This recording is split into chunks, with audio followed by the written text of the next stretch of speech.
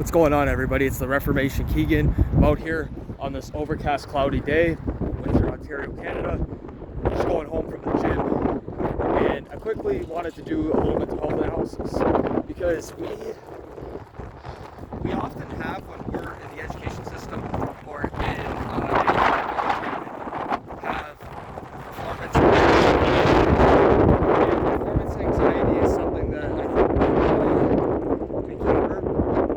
And it's something that we sometimes put in a box, we store it away, but then it comes back like Pandora's box. So if you ever heard of the term Pandora's box, or the phrase, Pandora's box, you probably know that it's when you open up something and it comes back and it's even worse than imagined, worse than before.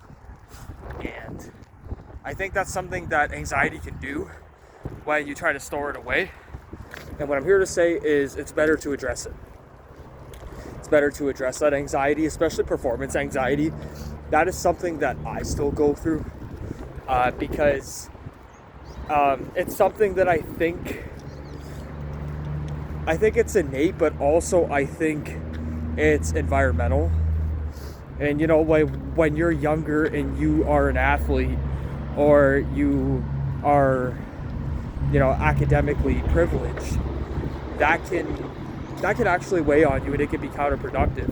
Or if you aren't academically privileged and people are putting pressure on you and telling you that you're stupid and telling you that you can't do this and you can't do that, then when you actually accomplish what they said you couldn't do, you kind of have a little bit of imposter syndrome. And then when you keep performing that same activity, you end up having that same performance anxiety. And I think that's something that I still go through. I'll give you some examples. Like sometimes when I wrestle a wrestling match, I'll have a little bit of performance anxiety beforehand because I want the match to go as best as it can go. And if it doesn't happen, I'm upset with myself afterward. I'm upset that I made mistakes, and I'm going to do anything within my being to fix that mistake. But sometimes that's unhealthy mentally for me. And it's unhealthy from a mental point of view for a lot of people.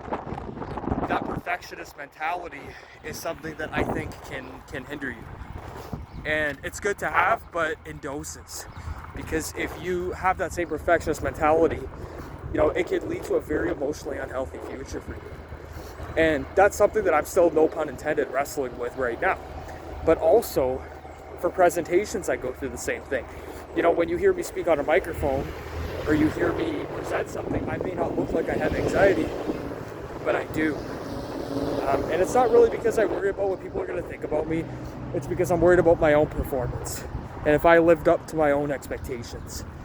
So, for instance, later today, I have a presentation on Indigenous literature, and I want to make sure I communicate my messages the way that I know they should be communicated.